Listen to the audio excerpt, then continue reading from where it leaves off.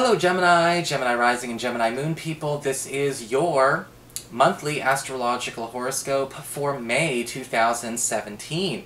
And a quick reminder for you Gemini folks out there, remember this is about the sweeping, behind-the-scenes background noise that is the monthly horoscope that will be influencing the entirety of the month of May. If you are interested in looking at more short-term angles, more flavor of the week kind of angles, check out the weekly horoscopes that I do. The first half is always exclusively astrology. They are astrology and tarot, but even if you prefer astrology only, that is there in that format for you too. And of course, if you ever want to get a session with me, you can always follow the links below or go to integrativemysticism.com. So, what is going on with the month of May? Well, the month of May is, I'm already going to tell everyone, this video might even be a little bit shorter because it's just very easy breezy compared to April and March. We don't have huge twists and turns, sudden stations, or even a lot of sign shifts going on, to be honest. May is kind of the break month this year, and for a lot of people, and a lot of that is due in part to the fact that, you know, we've got a lot of planets, again, just kind of staying where they are and chilling out. And we've got that with Aries, with Venus in Aries all month in your 11th house of friendships and social networking. And we've also got Mars in your sign all month. Now with Venus in your 11th house of friendships and social networking, it's a time for recreation, it's a time for play.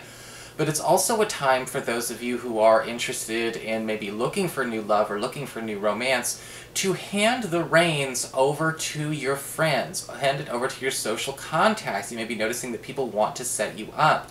People may actually have some really good people in mind. And the nice thing about Venus in the 11th house is we can always learn a little bit of a lesson about what works in love and what doesn't work in love. And Venus in the 11th house likes to have some fun with tension, you know, with that crush kind of energy, that kind of intrigue. You know what I'm talking about, because it's all mental stuff, you know, and I'm a Virgo, we're both Mercury ruled. I know that Geminis know what I'm talking about, when sometimes it's just better to have a crush on somebody first. Nowadays it's hard to have a crush on somebody because everything's done online, but there is an opportunity for that. And there's an opportunity to feel that tension in the room, that romantic tension, that sexual tension. And this may be through somebody that you meet through a group, through a friendship group. For those of you who are currently coupled, that tension may come back with your sweetheart as you start to see them interact with your friends and even their friends a little bit differently, evolving into a new person. But you're not cheating on anyone, it's still your lover.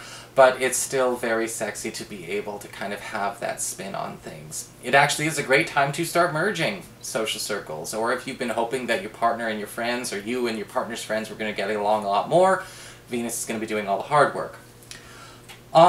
With Mars in Gemini, in your sign, this is the place where the wildcard blessing happens for you. And a wildcard blessing of Mars is all about the power of the planet of action, energy, money earned through labor and competition. How are you going to use that? How do you use that effectively and constructively for yourself? Mars is a bit of a double-edged sword. It can be aggressive in a good way, or it could be going, you know, the type of thing that just goes way too far. And with Mars in your sign throughout the duration of the month, there is an opportunity for you to drum up plenty of ways to start catching up and being more competitive in the work that you do. Whether it's a business front that you have, whether it's a recreational front, athletics, or possibly even just being more competitive in general. Now, when we say competitive, it's not necessarily about beating anyone else, it's about being competitive for the sake of knowing how to better yourself and sharpen the blade that is you. And Mars is going to be working on that all month. Mars in your sign can be used, you know, as well, more effectively, or just as effectively, on getting you more work opportunities, getting you more financial opportunities, because, you know, you are going to be treated sort of like that valuable asset, that big gun, and if you may even find yourself be called upon to champion another's cause or do somebody a huge favor this month, that will come with big compensation as well. On the 3rd of the month, we've got Mercury turning direct in your 11th house of friendships and social networking Aries, and, you know, from the 3rd to about the 15th of the month, you are going to be noticing that your social opportunities are starting to grow. You know, if things have become a little bit quiet, or maybe, again, with that Mercury retrograde in the 11th house, we've been spending more time with old friends than current friends, or finding new friends. You know, Mercury's going to have the pendulum swing the other way, and you're going to be noticing that all of a sudden you are more popular with people in the past and in the present.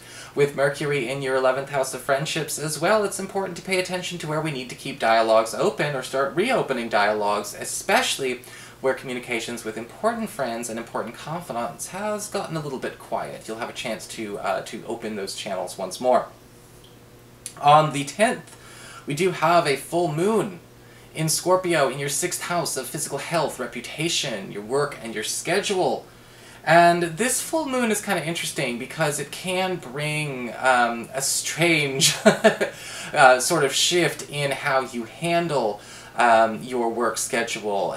There may actually be a huge turn of events where all of a sudden everything is kind of turned on its side, and you may find that you are actually working a lot more. You're actually taking on something very, very large, a very, very large short-term project that will, again, be very lucrative, or at least, you know, pay off in terms of status and advancement, but it may, again, compete a lot with your schedule upon completion. There also could be a time, you know, with this full moon here where we talk about your reputation, where a lot of you Gemini people are going to be doing this on purpose to change the way you are seen by people, what you are known for. You know, if there's any kind of blotch on your, you know, on your little record, maybe you want to be, you know, recognized as a different type of person, maybe you feel like you're trying to clear up some misconceptions in your social life. This full moon's going to be helpful at kind of clearing the air there. This can actually also be a good time for those of you that are trying to wipe some stuff off of, you know, off your record. Maybe you're trying to get, you know, something off your credit report or something along those lines. This full moon can be a good way to handle it.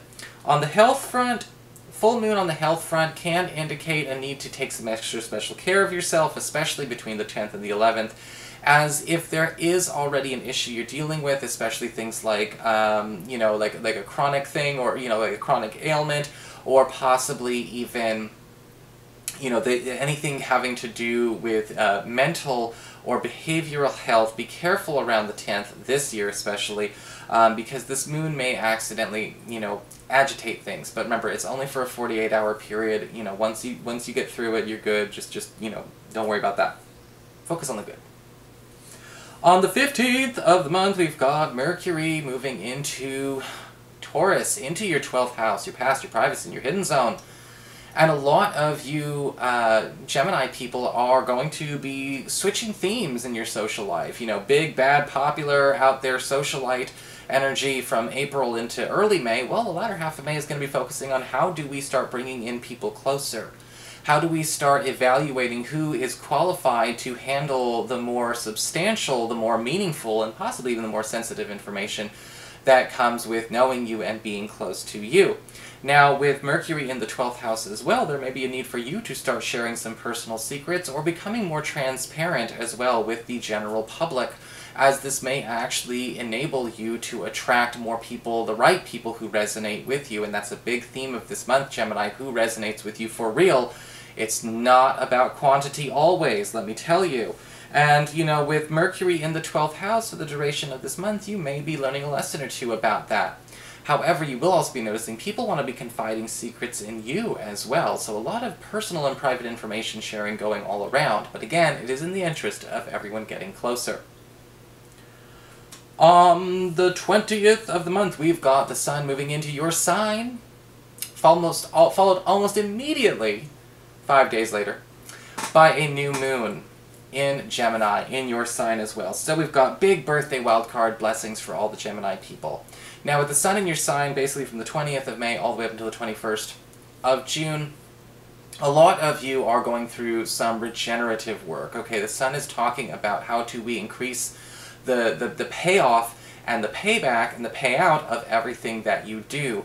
You know, with the Sun in your sign, usually we see a lot more popularity, yes, but we also talk about healing our relationships with what we are preoccupied with, healing our relationships with our job, healing our relationships with others, And also with, with the sun in your sign, you may be noticing that a lot of people want to basically treat you a lot nicer, kind of being treated like the belle of the ball.